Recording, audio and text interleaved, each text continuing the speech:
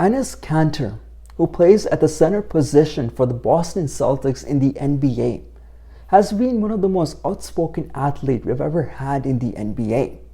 Since coming to the US from his home country, Turkey, he's always been outspoken against the government of Turkey.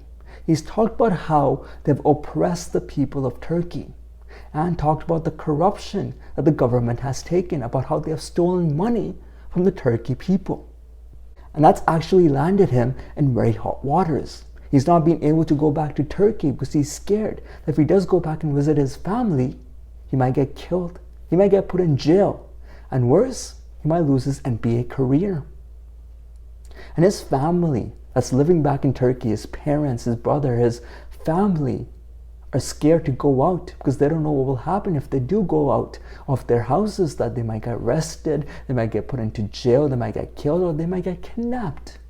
Because the government of Turkey does not want Enes Kanter to speak up. And so what the government did, they arrested his father when Enes Kanter was speaking out against the government. And they arrested him and hoped that Enes Kanter would shut up, would stop talking. But Enes Kanter did not. He saw how oppressed his people in Turkey were. He saw how oppressed his family was. And he came on, he spoke up. He went and did interviews with CNN. He did interviews with any news outlet he could. And he spoke up against the outrage, against the awfulness that was happening in Turkey. And he was hoping that the country would get better. But he still has not been able to go back and visit his family because there's a level of scaredness from both his family and him. But things have changed for Enes Kanter now. Enes Kanter now did one of the best things he could, and that was become an American citizen. He got the American citizenship. He's an American citizen now. And he's got freedom that he never had before. He was scared. When he was in the NBA, he was working on visas, he was working on work visas, work permits. That's how he was playing in the NBA. But now, he's got the freedom. He's got the best thing in the world. He's got the American citizenship. And with that, he's able to do whatever he wants because he's got freedom. He can speak up against the government of America because he knows he's got that freedom. He knows he can go travel places because of that passport, of the American passport. He can go to Europe. He can go to Canada. He can travel wherever he wants. And he can vote. And he can vote in the American democracy. But he did an interview just a couple of days ago with Tucker Carlson, and he brought up the idea of how people that are living in America, especially NBA athletes, should not be speaking up against the negative things that are happening in America. Because when you travel to other countries, other third world countries, when you go across the ocean, those people don't even have 1% of the freedom that you do as an American citizen. This is what Enes Kanter brought up, that if you're living in America, you should not be talking about the negative things about America. You should only be talking about the good things. And he seemed like a bit of a hypocrite because just last year when we were having all the Black Lives Matter protests, when we were having all the George Floyd situation, Enes Kanter was upfront and speaking up against it. He was speaking up about how black people in America are oppressed. And he was holding signs, he was marching, he was posting on Instagram about the bad things that were happening to black people in America. But as soon as he became that citizenship, after he got that citizenship of America, he turned full on MAGA. And he went on Fox News and he was like, you should not talk bad about America. America is the greatest. And he just brought up the hypocrisy. But with that statement that he brought up, should we be talking bad about America because of how great America is? Because the freedoms that you have in America, if you go across the pond, if you go across the ocean, you will not have. So should we be looking at the bad things about America? And I actually disagree. I think we should be focused on the wrong things that are happening in America because we want America. I live in Canada. I should point out the things that are bad in Canada, so in the hopes that we can fix those issues and become the best country in the world. I have an example. All right, I have an example. Suppose I'm a billionaire. I'm rich. I'm the 1%er. And I have this massive mansion, right?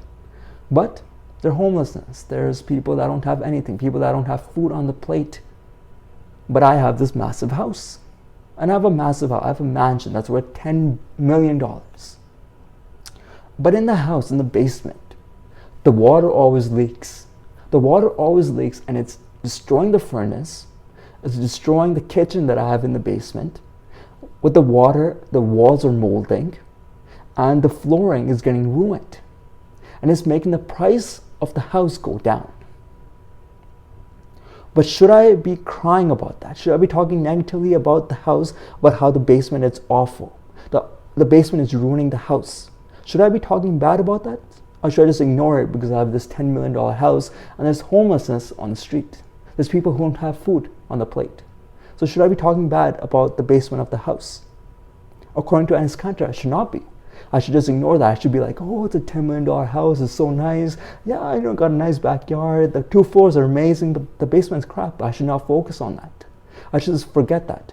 But that basement is ruining the house. The basement is making the price of the house go down. So should I not be focusing on that? According to Enes Kanter, you should not. And that's where I disagree. I think when we see bad things happening in America and Canada, they might be the best countries in the world based on the freedoms, based on everything that you have.